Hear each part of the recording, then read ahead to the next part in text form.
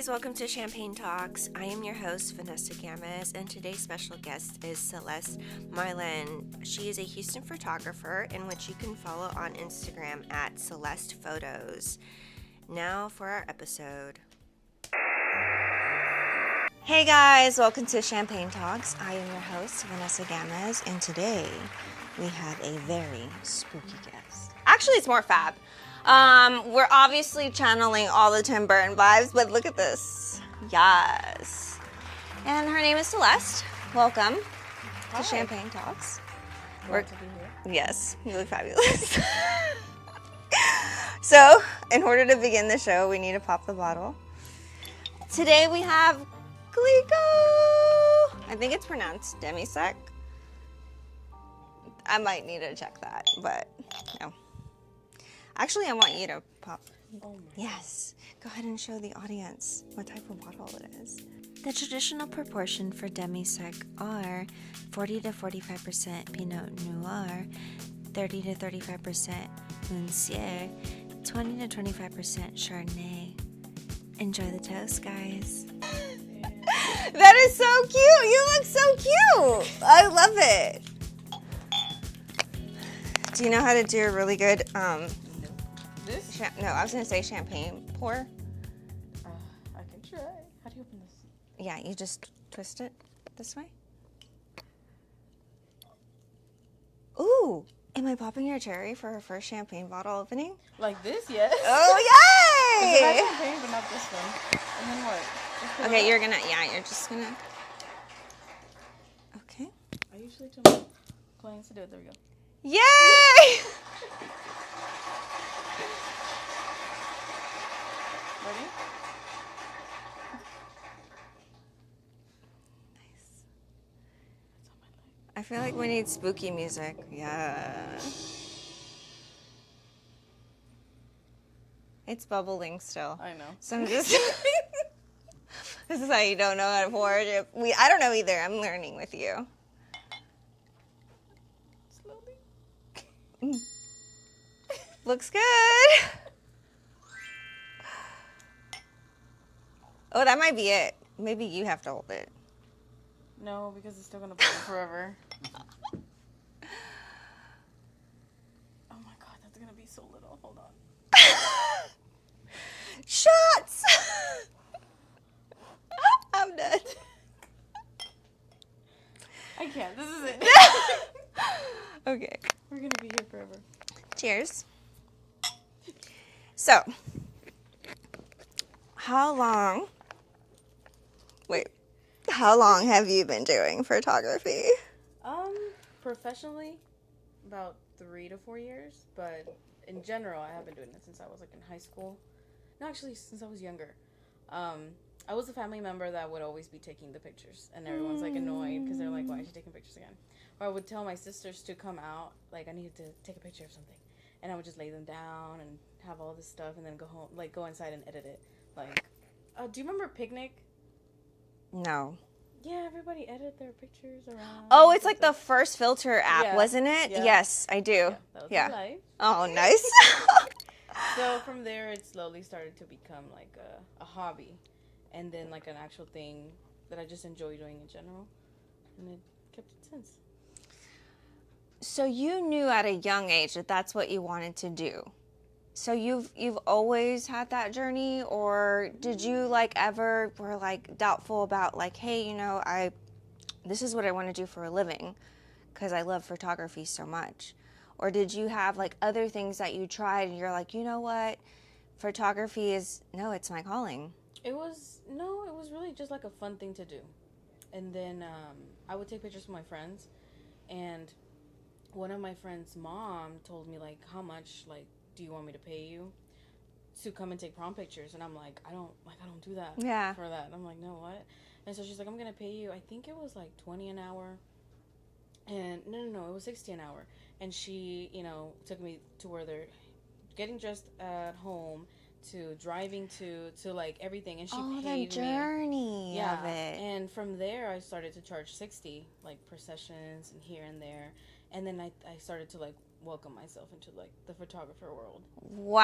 And I was like, oh, like y'all do this and get paid. Yeah. Nice. So it slowly started going up. I started getting more experience. Like, people actually start booking, and it's just like, oh my God, it's happening. How did you expose yourself to people, like, word clients? Word of mouth. Yeah. So references, like, oh, Yeah. I work with so-and-so, and, like, they told me about this. So, like, there's people that they don't know photographers. They don't even know that that's a thing. So they like, tell their coworker, oh, I'm looking to take pictures because I'm pregnant. And they're like, oh, yeah, I have a friend. Yeah. And then it goes and goes and goes. Oh, wow. So whenever that happened, when did you start, like, noticing, like, hey, man, like, I need to do this? You said you went into photography. So on a professional level, I guess, you merged over because it was just fun. Yeah. It's still fun. Yeah, it is. Yeah. But when were you like, okay, let me up my game? It was like 2 years ago. It was like during COVID-ish, or like where it was ending. COVID. And the studio popped up telling, like, we can do Christmas setups. And I'm like, I doubt anybody's gonna do it. So I did the $60 like mini, and then like people start to book, and I'm like, oh my God, like, cool. And I did so many slots, and I'm like, I can't believe like y'all that this are is happening. paying. Yeah. Okay. From there, that's whenever I started to, like, word of mouth starts to pick up, and all these people I don't know, all these people I do know. So that's where it started to pick up. That first year kind of like taught me the basics, and then I was like, okay, now we just have to do this. So then at that point, you're word of mouth, but like, was there any social media involved? Yeah, definitely. Well, Instagram mostly. Facebook, I like deactivated it, so. Yeah, I know. I don't have Facebook, guys. I will one day. I really like Instagram too. Yeah. Because I'm old, but I'm not. I'm exclusive. No, I feel like it took me a while to get social media. I was super late in the game. And when I decided to do it, it was because of that, because I was word of mouth, like, for bookings, or I had an agent and stuff like that. So I never had to post anything. Because just do it. Yeah. And I was like, it just doesn't seem like it's for me, because it was like an art platform, for real. I mean, now we can post whatever, right? I'm not saying that there's not art like, in it, but it was literally like painters. Like, I just remember it being super basic, and like just people kind of marketing their work. Like, hey, if you need this, so that's kind of how I remember Instagram. Really? From when you started? Yeah, from when I started. No, I've always posted random stuff. Or maybe the algorithm even then. I don't know. Okay, so yeah, back then everybody was like really artsy, and we would like take pictures of like the corners of stuff. Right. So maybe, yeah, back then. Now it's all crazy.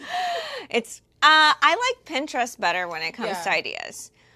Just simply because it gets into crafts. Mm-hmm. And you said, I know as a photographer, you have to come up with concepts, and some people need help with styling. Mm-hmm. Which I've experienced, because I've styled people before, and directing, posing, what's the field of what you're wanting to do, so you have constructed your own setups, right? Yeah.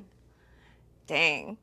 How exciting is that? It's one of the things that I like about you, is that I could see the detail, like, you're like, wait, but we need this book in this shot. Yeah. And it's scary in the sense that I can put up a setup, and now you have the cross fingers.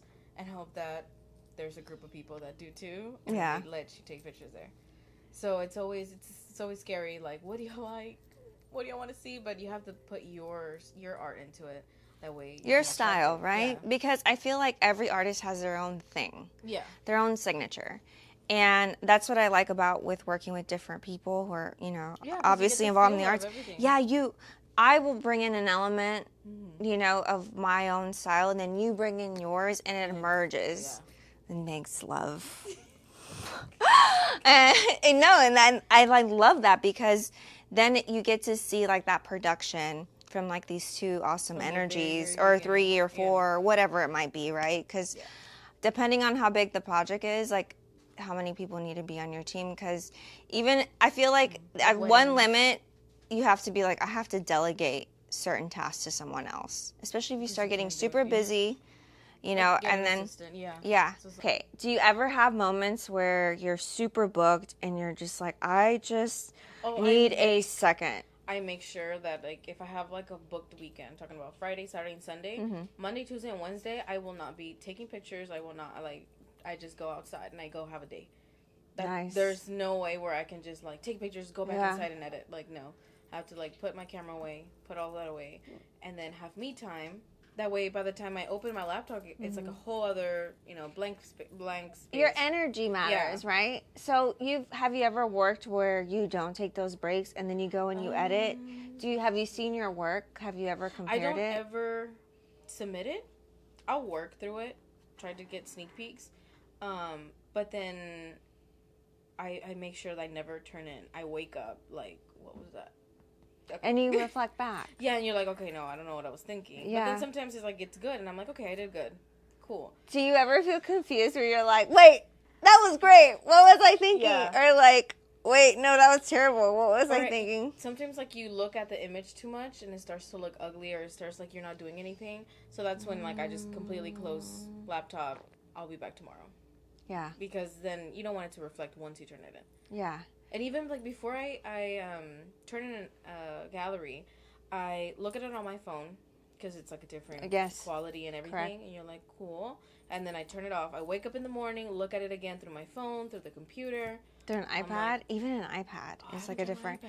Yeah, like, for me, like, I'll do my iPad first, and then I'll go into my phone. And then I look on the computer, and I'm like, oh, I'll catch small details. It's really weird. It's even like when I'm cutting dog hair, and there's a mirror. If I are just taking a picture with my camera phone, I can see details that I can't see with my human eye, or I don't pick up. I don't know if it's like the line, the outline, or what of it, or but just, like, it's a bigger screen. Or smaller no, screen. there's something that, like, Triggers our it. focus is, like, it does change when you have that. Like, yeah. Like, they always advise us, like, to put up a dog, especially if you're feeling frustrated. Just, like, you step away from editing, or you put up the dog, and then you walk around, you take a breather, you come back. And even the color contrast of the kennel versus the lighting that we have in the salon is different. You will catch things that you didn't see because you're staring at something for too long. Yeah, because it just kind of starts looking the same. Yeah. Yeah. Pretty much.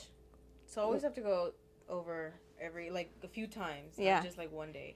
Different time frames perspectives, too, yes, right? Like, when you wake up with a clear mind, and then you see it, and you're like, oh my god, this is actually really good. Unless you're hungover. Yeah, no. I don't touch my laptop then.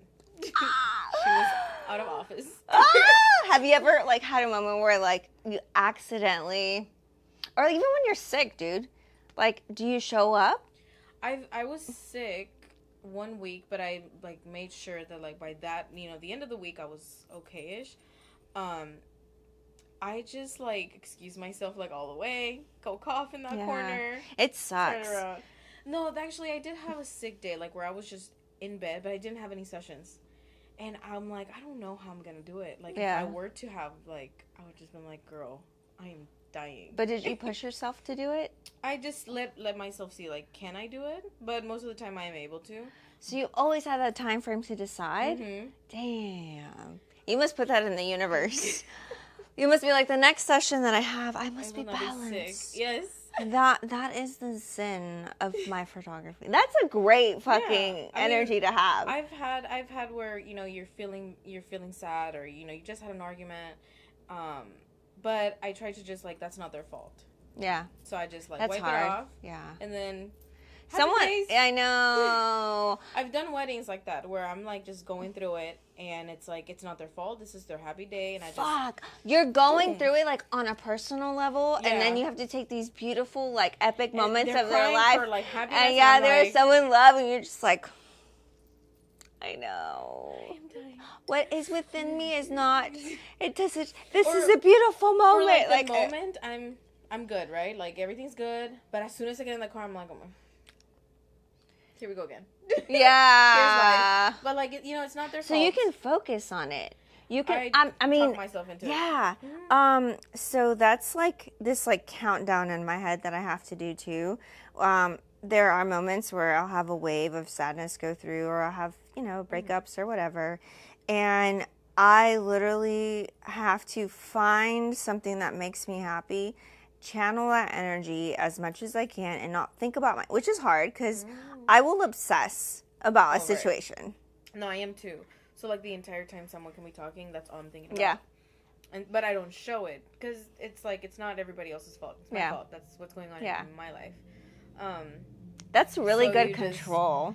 Yeah. Sometimes I'm like, I need to vent to you. I don't know who you are, but here we go. Hi, sit down. I just need to get this out. Yeah, that's nice. Okay, thank you. But you know, you get different perspectives from them versus your friends. So I learned that this week that if you vent to your friends, they're so used to you. Yes. They're like, oh, here she goes again. Yeah. But if you vent to like someone completely like, stranger, someone you just met, they'll give you like the real advice. And you're like, because it's like they are literally listening word from word. Yeah. They don't have a perspective about you. And so they can literally analyze the information that they're getting, and like almost like a math equation.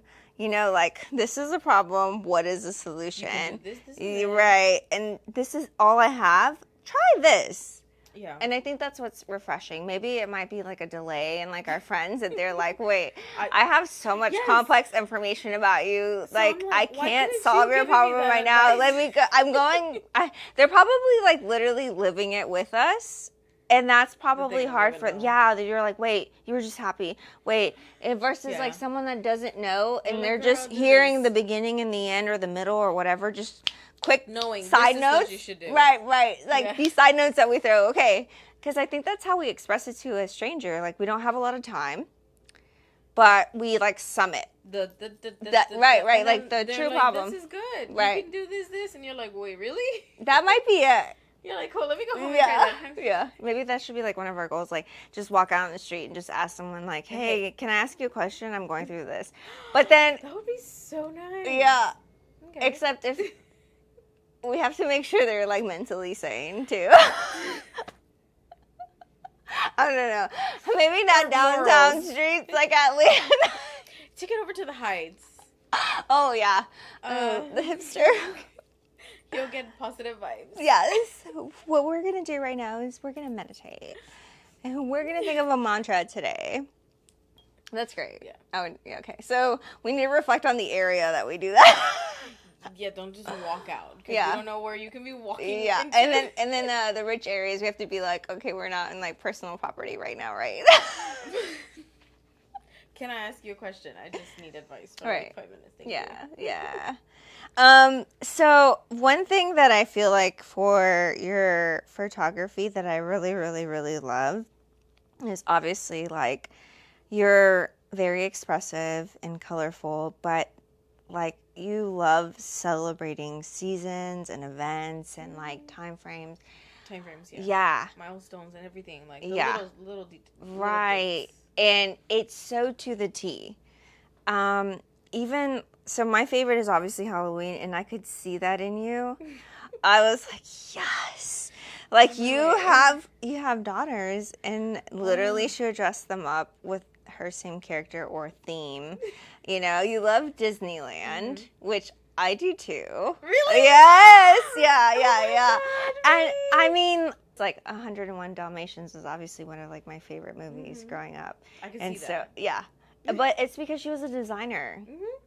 She was fab. I mean, I don't agree with her trying to kill the puppies. Like, that's a little extreme. But everything else, I was just like, boss. I like her. Yeah, high fashion, runway. That might have been like one of the reasons why I was inspired as a child for like doing sewing. Tim Burton is one of my favorites. And so like Sally, she's a seamstress. Yeah. So I'm like, oh. So it's all connected. Yeah. Here I'm thinking you just like Halloween.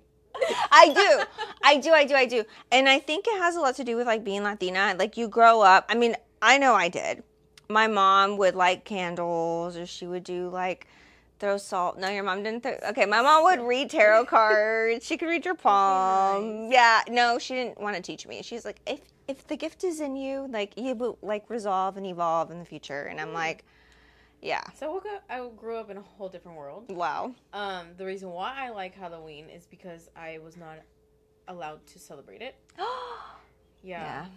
So my mom, she taught us all this religion stuff. So we're not able to do all that. For years, I didn't celebrate Halloween. So whenever I grew up and I'm like, my mom's not here, I don't have to not celebrate it. Yeah.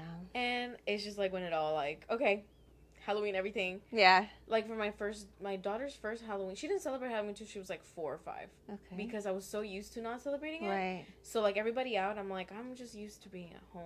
Right. So I would dress her up, but I wouldn't go out there.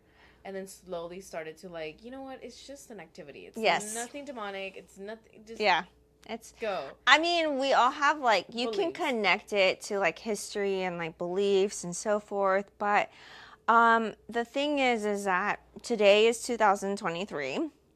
It's not the 1800s. It's not the 1700s or whatever, and it's an expression of art because we appreciate makeup, we appreciate costume, we appreciate celebration, we appreciate somebody going through and creating this outfit or creating this vibe, and that's what it really is, and that's what you interact with. Like, it's not... So there's a moment in time, like, my parents didn't want me to celebrate Halloween, because they changed religions, and so my parents were just... They experimented with life and they just rolled me around in it. So I got different perspectives. Like, I got the Catholic religion, private school. My mom would take me to this healer, this lady that would like have us go into trances and stuff. Like, and then like, in cleanses, like I would literally get like the egg cleanse and all that stuff when I was like in middle school and shit like that, or like elementary. Well, I grew up with that, just in general, yeah. Yeah. So then, and the thing is that my grandpa was a doctor, like my mom's dad.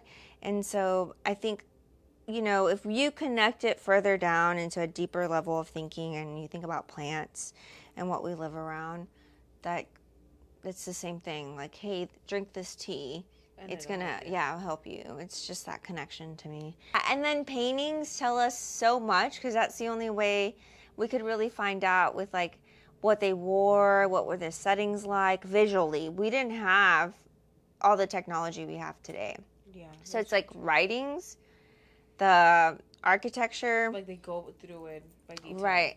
And we have to figure it out. Mm-hmm. And now you have all these people, different opinions, trying to be like, oh, it's this, it's that, it's it. And we have all these But if you don't research or you don't go through it, like when you travel, I feel like it definitely exposes you. Yeah. Yeah. So, in photography, do you feel like when you're dealing with certain things, you have to research for that project? I usually go on Pinterest and try to find poses. Like, I've already done these. Like, I'm tired of those. So then you see other people teaching you, and you're like, oh, that one is right. Okay. So you always have to... I always go on Pinterest right before a session just so I can know like what am I doing? I just get an idea. Let me organize this. Like, you want a level of creativity, but then you want some type of organization. Theirs, but us. Right? Like, together. We're doing this together. Yeah, so that's fun. That works. Well, thank you for coming. This was awesome. Cheers.